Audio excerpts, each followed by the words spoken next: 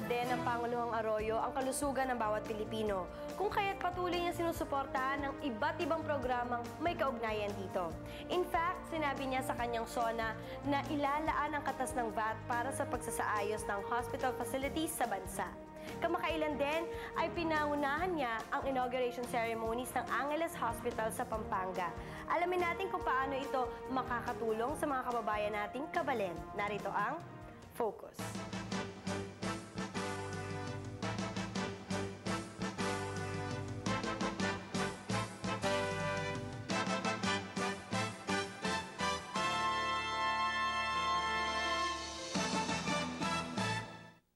Pinasinayaan ni Pangulong Gloria Macapagal-Arroyo noong July 9 ang unang 5 palapag na bagong expansion tower ng Angeles University Foundation Medical Center na ipinangalan kay dating unang ginang at ina ni Pangulong Arroyo na si Dr. Evangelina Macaraeg Macapagal.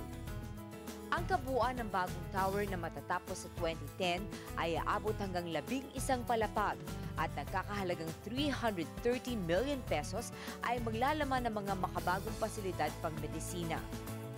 It's our people attempt to remind us of all her accomplishments during her incumbency as First Lady of our country. Marami siyang nagawa, no? Among others, she founded the Gatchers Village, no?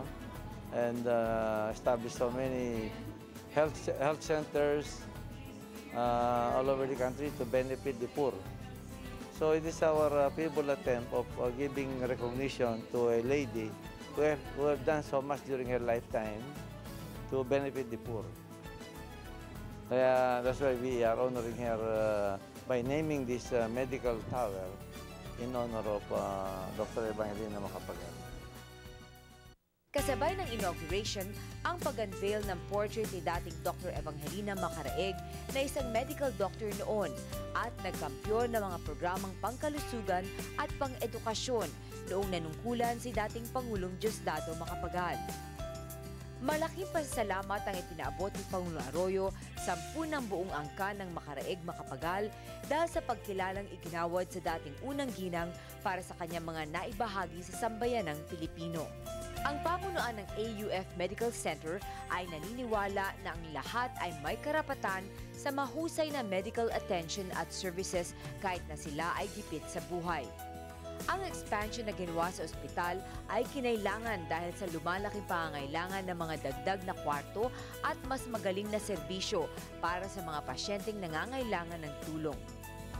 So, all the income that we derive here, the surplus from income, they're all plowed back. Balik sa pagpaayos ng mga facilities ng hospital, pag-improve ng mga salaries and benefits of the personnel and the staff. Yun lang ang purpose. And then, to support more charity patients. Kaya yung expansion natin ngayon is intended to increase our beds capacity to accept more charity patients. That's the purpose of establishing or expanding the medical center. Ang Evangelina Macaraeg Macapagal Medical Tower ay may maraming services and facilities na world-class.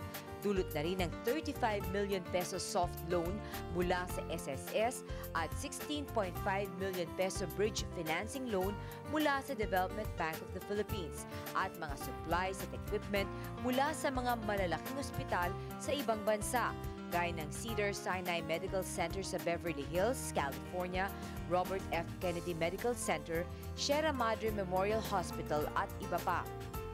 Magkakaroon ito ng karagdagang 50 private rooms at 27 doctors' clinics, modernized neonatal intensive care units at operating at delivery room complex at isang malaking wellness room.